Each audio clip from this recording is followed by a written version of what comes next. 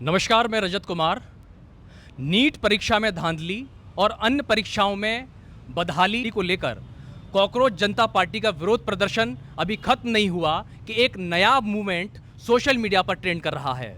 Reservation हटाओ को लेकर एक मूवमेंट जो है वो धीरे धीरे खड़ा हो रहा है, तो उसी को लेकर एक व्यापक चर्चा सोशल मीडिया पर छिड़ी हुई है।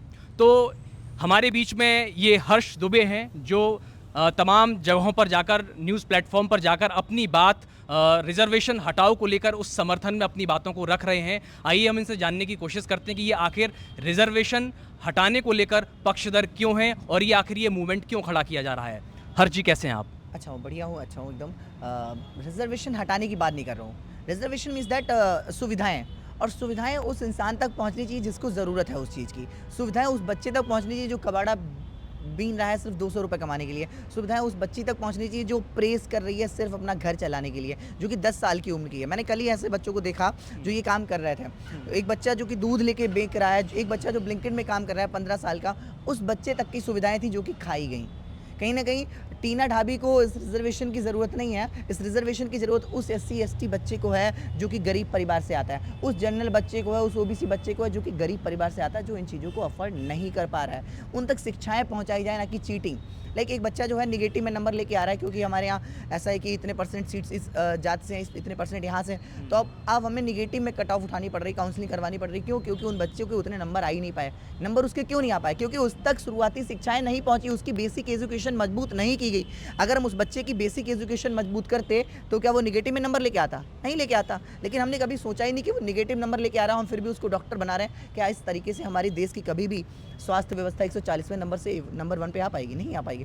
लेकिन अगर उसी बच्चे को हम अच्छे स्कूल में पढ़ाते, कि जिस स्कूल में सारे बच्चे पढ़ रहे हैं, प्राइवेट स्कूल में पढ़ाते, उसकी फीस फ्री करते, तो वो बच्चा अपने हालात को बदलने के लिए, कि मैं कबाड़ी का काम ना करना पड़ूँ, मेरी माँ फटी साड़ी ना पहने, दूसरे के घरों में बर्तनें ना साफ़ करें, मेरे बाप जो है चप्पल पहन के घर से बाहर निकले, टूटी चप्पलें ना पहने, उन हालात को बदलने के लिए वो बच्चा पढ़ता, तो वो बच्चा शायद देश का ही नहीं बल्कि विश्व के सर्वश्रेष्ठ डॉक्टरों में से एक बन के तैयार होता। मतलब आप ये कह रहे हैं कि जो रिजर्वेशन जो अभी तक जो जातिगत आधार पर जो दिया जा रहा है, उसको जातिगत आधार पर देने के बजाय उसको आर्थिक आधार पर दिया जाना चाहिए। बिल्कुल, आर्थिक आधार पर जो जिसको ज़रूरत है वहाँ तक सुविधाएं पहुँचाई जाएँ। जिनको ज़रूरत नहीं सुविधाएं वहाँ पहुँच रही है, जिनको ज़रूरत है रियल में वहाँ तक नहीं पहुँच रही है। रिजर्वेशन लगाया गया था पहले, लेकिन 95% लोग कहीं ना कहीं SC ST समाज के गरीब थे, तो कहा गया कि इन लोगों को ही सीधा दे दो, इस समाज को ही सीधा दे दो। लेकिन उसी में से कुछ लोग जो है 20% 25% लोग उस गरीबी रेखा से बाहर आ गए। अब वो 20-25% लोगों के पास सारी सुविधाएँ हैं जो कि अपने बच्चों को पढ़ा सकते हैं अच्छे स्कूल में।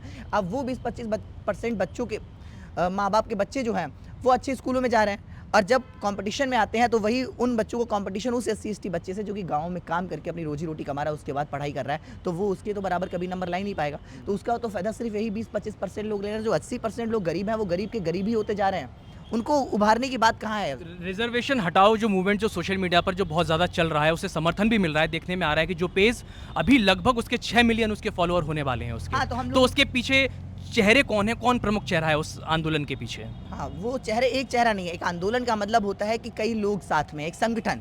आंदोलन का मतलब कोई एक फेस नहीं, एक बंदा नहीं, एक लड़का नहीं। ये आंदोलन पूरे देश की पीड़ाओं का आंदोलन है। ये 70 साल का दर्द है, एक 4-5 दिन का ट्रेंड नहीं है।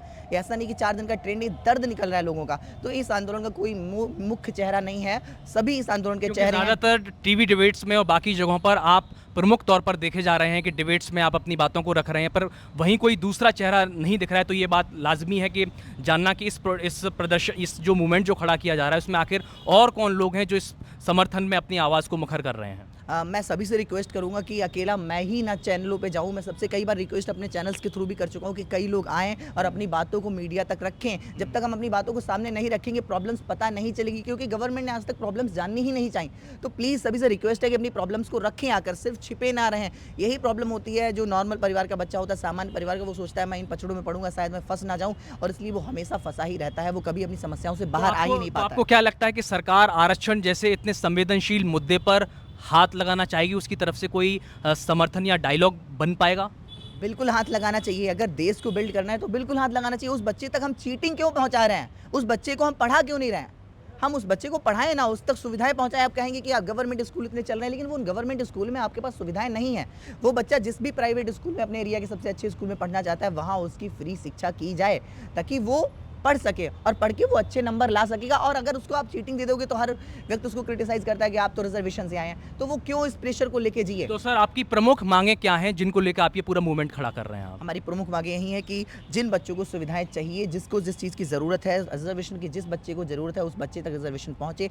जिन घर वालों को, जो लोग फुटपाथ पर पड़े रहते हैं, जो दिन रात भूख अनशन पर बैठे हैं, हड़ताल पर बैठे हैं, भूख हड़ताल पर, उन तक खाना पहुंचाया जाए, उन लोगों की प्रॉब्लम्स को सुना जाए और उनको घर दिया जाए। उन लोगों को घर मिले जिनके पास घर नहीं है। कहीं ना कहीं ऐसा होता है कि एक व्यक्ति के पास एक घर है और उसने ही ऊपर तक पहुंच पाई, तो उसी की जानकारी है जिले में, तो उन्हीं लोगों ने वो दूसरा घर भी ले लिया, उसको रेंट पे उठा दिया, जो गवर्नमेंट की तरफ से अलॉट होता है। तो घर उसको दिया जाए जो फुटपाथ पे पड़ा हुआ है। भाई वो तो फुटपाथ पे आज का आज है, जिसके पास था उसी ने ले लिया, थोड़ा बहुत घूस देके कि 1 लाख दे देते हैं, 10 लाख का घर मुझे तो मिल ये जो जाएगा। मूवमेंट जो अभी तक सोशल मीडिया पर चल रहा है, ये जमीन पर कब उतरेगा? आखिर इसकी रूपरेखा क्या है जमीन पर उतरने को लेकर? अगर हमारी बातों को सीधा गवर्नमेंट सुन लेती है, जिस तरीके से इन लोगों ने सौरभ दास से उन लोगों से बातें करी हैं और क्या पॉइंट्स हैं, क्या मांगे हैं, उनको अगर सुन लेती है तो हम ज़मीन पर नहीं उतरेंगे। लेकिन अगर नहीं सुना जाता तो बहुत जल्द हम आपको जंतर मंतर दिखेंगे और अपनी मांगों को, आज बदलाव अगर हो सकता है तो क्यों ना बदलाव कर लिया जाए। तो सभी से रिक्वेस्ट है कि आज बदलाव अगर हो सकता है, एक आस है बदलाव होने की देश में, तो सभी साथ आएँ और बदलाव कर लिया जाए। तो हमारे बीच में ये हर्ष दुबे हैं जो अपनी बात को हर जगह टीवी डिबेट्स में जाकर अपनी बातों को रख रहे हैं। तो देखिए, रिजर्वेशन का जो मुद्दा है, रिजर्वेशन हटाओ को लेकर एक मूवमेंट सोशल मीडिया पर खड़ा हुआ है, जो कि लोगों का बहुत ज़्यादा उसमें समर्थन भी मिल रहा है और बता रहे हैं कि अगर सरकार इनकी बातों को नहीं सुनती है तो इनको जंतर मंतर या उस प्रदर्शन स्थल पर भी उनको उतरना पड़ेगा। आगे की अपडेट्स हम आपको देते हैं। नमस्कार, मैं रजत कुमार।